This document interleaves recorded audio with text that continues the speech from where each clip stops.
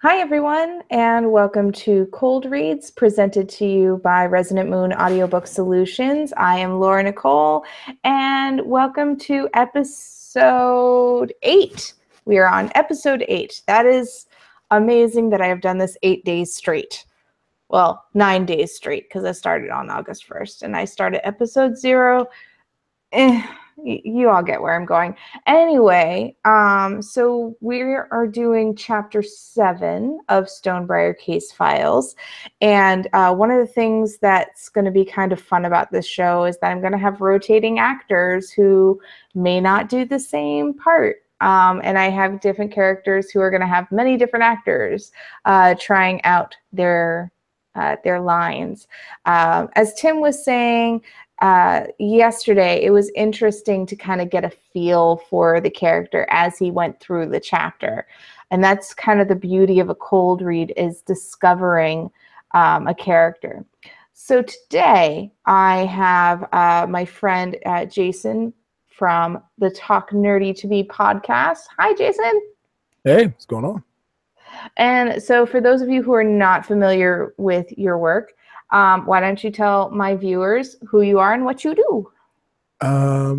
So I'm a podcaster who's really nerdy, and I decided that I should record these conversations I have with my friends, aka Jen, who I torture with my nerdy addictions, such as bad horror movies. And that's basically what our podcast is, over a variety of things: anime, comics, manga, movies.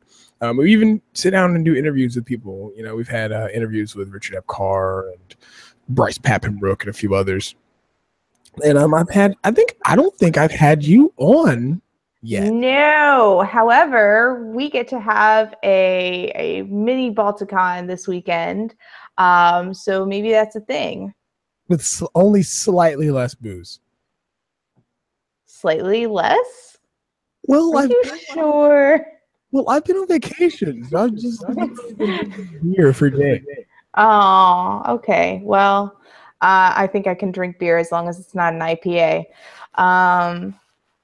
Because in my opinion, those are terrible. If you like them, good. I will give you all my IPAs because I don't want them. These are delicious. What are you talking about? Then you can have all of them, and you don't have to share with me. I would say, didn't you say you had like an influx of booze and you like were searching for it? Like it was like a treasure trove of beer? Yeah, all the good beer's gone now. I call shenanigans. All the good beer is gone now, and I am also poor and can't afford to buy more. So we'll have to take a trip. We'll have to take a trip to the Smooth Ambler Distillery. Like a really good whiskey. We should not be telling people all of our plans. But anyway, that's to this part of Virginia they can do it. So, and you know, you're going to be on the show while I'm down there. So we're going to be doing this every day while I'm down in Virginia, because I won't stop. Dog days of podcasting, raw or something. Your listeners are going to get sick of me. They're not going to get sick of you. Oh, they will. Especially if you play this part right. So the person that I'm going to have you play is Eric Moonrunner. Now, Eric Moonrunner is Beatrix Stonebriar is our pixie fairy investigator heroine, and she has come back to her home from the human world on a mandatory administrative leave because someone attempted to kill her. So she's on administrative leave for the week, and she comes back to the wood and finds her friend Eric Moonrunner, who is an elf, also back in the wood, because there have been a lot of attacks on magical creatures, and so anybody who's non-essential has been asked to stay in their homes or go back to the woods for the time being until things cool down. So they've met up. And the reason that they met up is because once Beatrix got home to the Elderwood, she found 7 baby tulip heads with baby fairies inside of them, dead on her doorstep. So it has fallen to her. Someone is trying to either frame her for a murder or something worse. So she has decided to investigate who is doing this. And in that investigation, she went to the home of the elves, the Silverbark, which is where she met up with her friend, Eric Moonrunner. And they have spent the day tracking down a couple of leads as to who they believe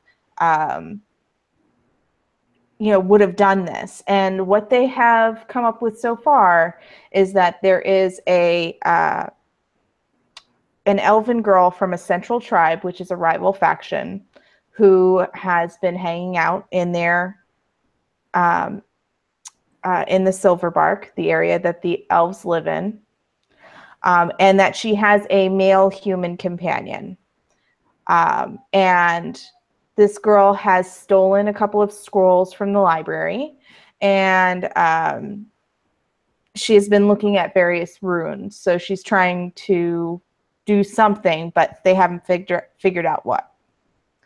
So it's been a very long day of tracking down leads, and Beatrix has been convinced by her friend and kind of flirty friend, Eric Moonrunner, to stay at his place overnight instead of going out and looking for leads. So that is where we're at. So Jason, notes for you for your performance is that Eric Moonrunner is kind of a smooth operator. He's did you ever watch the A-Team? Yes. Okay. In the A-Team, he was face.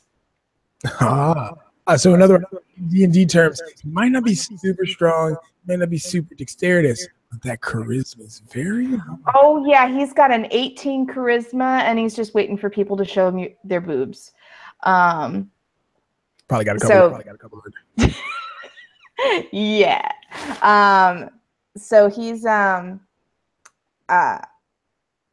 there has been some sexual tension between him and Beatrix, but they've kind of just been like, no, we're not going to do this. We work together. We're colleagues. And then they split apart for a long time. So now they're coming back. And so that tension's still there. So that's the other notes that you need. You think you got it? I think I do. Okay, cool. Now here's a question.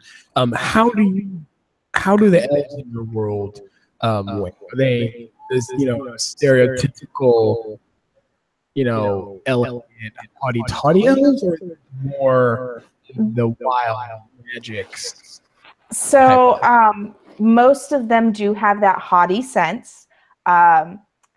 The way that I usually play Eric is he has a very melodic sense to his voice. So I'm just going from the first line of your dialogue. Now's not the time, Teresa, is how I would play it. How you would play it is entirely up to you. Okay. But yeah, just be face, be T. Morris. Be a less tirade that made T. Morris. Maybe won't get way too much. Oh man, if he watches this, I'm gonna be in so much trouble. It's fine. It's fine. We won't tell him. Love you, T. Love you, Pip. Anyway, any other questions? No. Alrighty, then we're gonna go ahead and share this. Boop, boop, doop. And without further ado, Chapter 7 of Stonebriar Casefiles. I slept fitfully that night. My dreams were basically reliving of the incident that changed everything. One October night, I was meeting with the leader of 2 goblin tribes over a territory dispute after humans had dug down and taken over a majority. One October night, I was meeting with the leaders of 2 goblin tribes over a territory dispute after humans had dug down and taken over a major trading tunnel. The weather outside was much different than any Samhain that I had known since my youth. It turned cold and the snow had started to fall, but we carried on all the same. As we were touring the damaged areas, there were loud crashes from all around, and the tunnel began to collapse. I yelled, "Get out!" to the dignitaries. Some of them were able to. Others started to furiously dig new hollows to take shelter in. The earth above me collapsed, and I just barely missed being run through by a sharp branch. Most of the leaves of the oak branch were still on. They caught the heavy snow, and the weight of it all pulled the branch down. I could hear crying from under the limb, and worked to help several of the trapped goblins out from what could have been their death. Use the broken branches to reinforce the tunnels and try to clear a path so the traffic can get through. I'm going to look up to the top to see what's going on. The snow was deep. The snow was deep, and it had not been falling for more than a couple of hours. There was another light ahead. Thinking it was another fairy, I made myself brighter. The light came closer, and soon I was able to make out that the light was not a fairy. Just as I started to move away to disappear from the creature's view, I looked up and a huge ball of snow. I looked up in time to see a huge ball of snow falling from the tree above me. Then all was white. For the second time that week, I woke up in a cold sweat. It was not yet light out, but I could hear Eric in the other room. He was talking to someone, but I couldn't hear the other voice. There was a moment, as I groggily flew out to his den, that I thought he was talking in his sleep. I could see him pacing the room. Now, not the time to.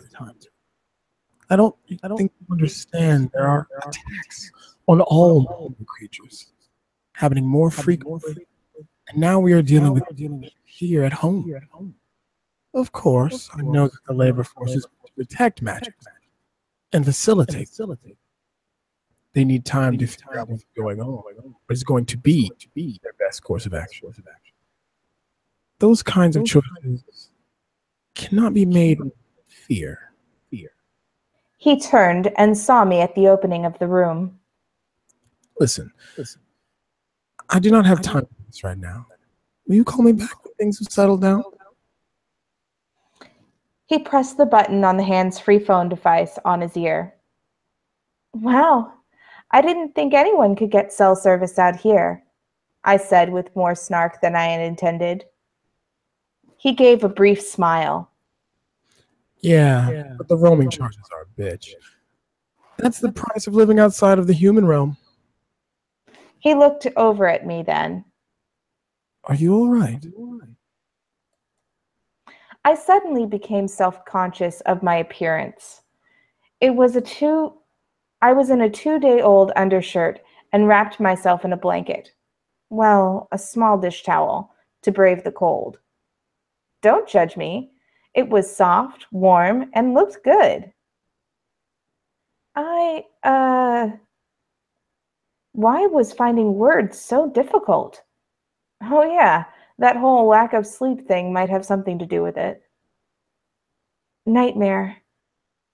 Once the words started to come again, it didn't feel so awkward to have Eric looking at me the way he did. Then I heard you talking and figured I would come to see if you were having bad dreams too. I wish that were just a dream. Teresa Moore. He pinched the bridge of his nose. The head of the labor department for the SMC? The very same. He groaned. She's on about getting more workers on the farms for the harvest and keeping the greenhouses growing produce. I swear that woman is nice. No consideration for what is going on. She believes that if magics get back to work, they'll be able to work through all of this.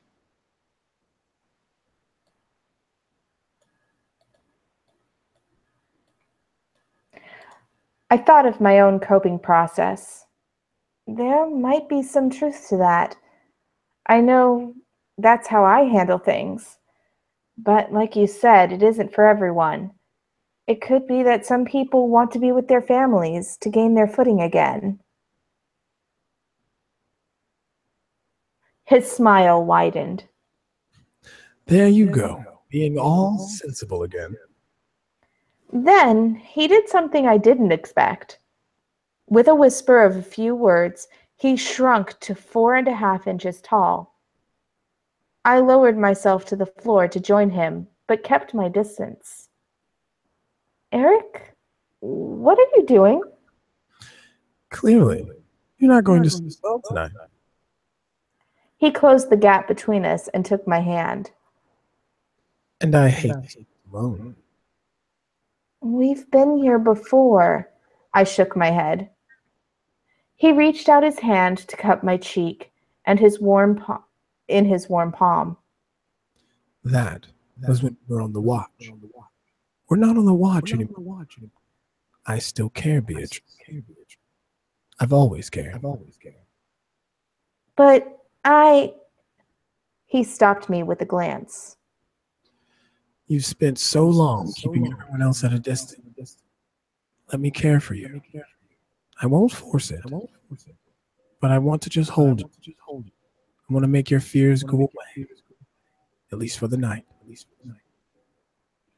His hand, still holding my face, guided me into his arms. He was warm, even outside of the blanket. I couldn't deny that I'd wanted this. But he was a flirt, a cad. He knew some of my darkest fears and secrets. He was my friend, and then he kissed me. Gently and without expectation, he kissed me on the cheek. Please, Beatrix. I don't want to be alone. I looked up into his eyes then.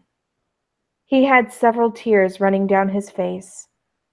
I had to wonder how hardly the world had treated him to bring this elf, my light-hearted Eric, to the brink of despair. You're not alone, Eric. I made him look into my eyes and could feel my own welling up. We made our way over to the fire, letting its warmth and gentle crackling guide us to sleep, holding one another. I didn't dream the rest of the night. And that's chapter 7. Yay! Jason, you make a really good Eric. I hope so. Why didn't I do this as a full cast? Look, I've only read one before this. You've only read what?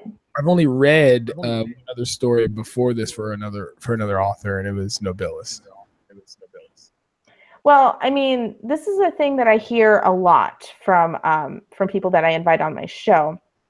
That they're saying, "Oh, I've never done this before," and then they turn out to be awesome. So, I just recently had 2 people on from my radio station who were amazing. And we're like, well, this is my first time. Well, that's awesome. One thing I did want to bring up that would get caught and asked to be redone is that you want to make sure after the cold read to take some notes. There was one line that you said, and I can't even remember which one it was, but it changed the mean. You switched some words around that completely changed the meaning. So I wish I could figure out what it was. Oh, you said, will you call me when things have settled down? Which was a question as opposed to what was actually written, which is, I will call you back when things have settled down, because Eric is in charge most of the time. Okay. So is he? So is he someone rather important? He is. He's a liaison for the Society of Magical Creatures, which is what the SMC stands for. So he's like one of the main diplomats that they have. So consider him like a junior ambassador. And we'll find out more about him in the second book, but yeah, he's actually a big deal, even though back home where they are now, he's just the misfit that hangs out with all the other races because he's weird. That explains a lot. Yeah. Given the last bit of monologue from Teresa when she says, you mean Beatrix? Beatrix, sorry. Yeah. When she says, let's see if I'm looking through there. I had to wonder how the world had treated him to bring this elf, my lighthearted Eric, to the brink of despair. Right. Yeah, and that's made clear in previous chapters that, you know, he's like this fun-loving guy that has a wall up for almost everybody, but where Beatrix is one of his closest friends, and someone that he has admired and cared for centuries. You know, she knows him better than most people. And the fact that he's so world-worn now, after only maybe a decade or so in the human world, says a lot. Yeah, see that because I've been really bad at keeping up on reading people's books, and that explains. You need to say that last. Oh, I'm sorry. I've been really bad about keeping up on fiction, Mm-hmm. and this explains a lot about how you develop this world. Because I think you might want to look at it, but I think you're going to have to ask for some royalties about the new Netflix movie coming out called Right. Mm-hmm. Because it's definitely about supernatural and fantastical creatures. Oh yeah, no, I'm totally aware that there's some things that are very similar, and then come to find out that there is a lady who has a very similar premise to her 7-book series, which I'm very sad about because that means I didn't come up with this idea first. But you know what? It's all good because it's all about the story, all about the character. It is all about the character. And I really enjoy this. But the feedback I'm getting from people who have completed the book are saying they really want to hang out more in the Elderwood than in the human world, which I'm kind of like, oh, but I spent so much time building that stuff.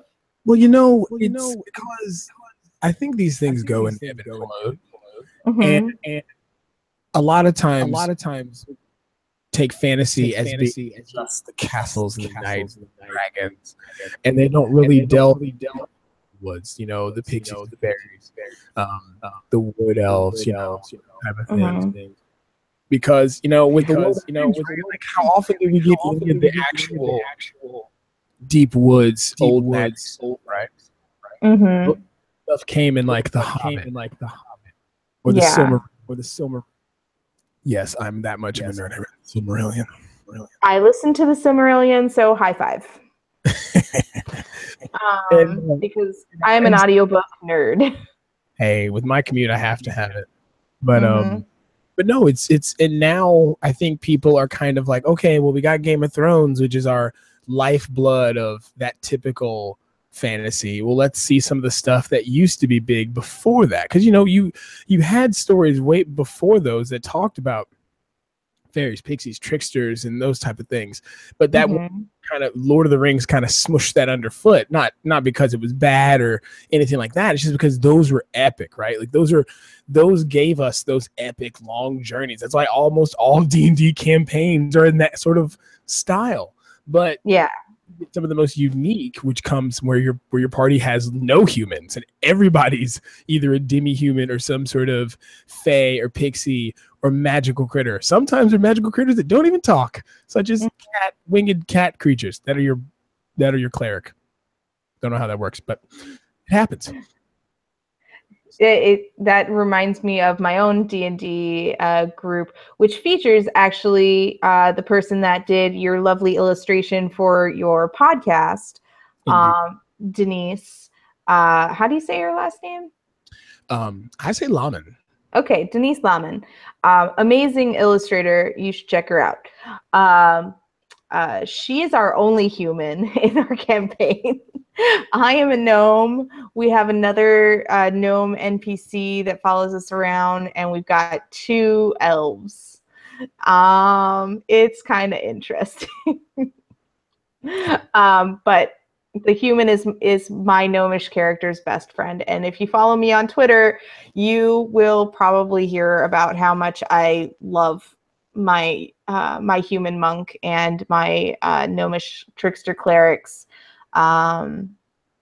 relationship, and how much I love Critical Role, and how interesting the mirror universe of Critical Role in my campaign is. So this is how what? This is how fan fiction gets made. Oh, yeah. There's going to be a comic because Denise is crazy and I am happy to oblige. Already enticed me with the little tidbits and images she's done from that like space pirate fantasy thing. Oh, I love that stuff. That's awesome. This is why I wish I could draw. I can't make stick figures look proportionate, so okay, well, before we go off on too much of a tangent, I want to thank everybody for watching Cold Reads, Stonebriar Casefile, Bad Alchemy, Chapter 7. If you want to find that book and you can't wait for the rest of the month for it to be finished, you can go ahead and buy the book on Amazon. The link is in the show notes. Jason, tell everybody where they can find you. You can always find us on the talknerdytomepodcast.com. You can find us on Facebook at facebook.com/nerdytome. And of course, you can find us on Twitter at nerdytomepodcast.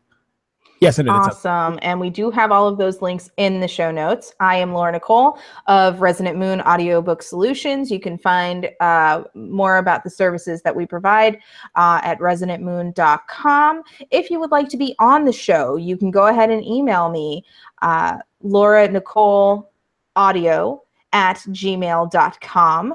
You can also follow me on Twitter at Nicole Audio. Yeah, that's right.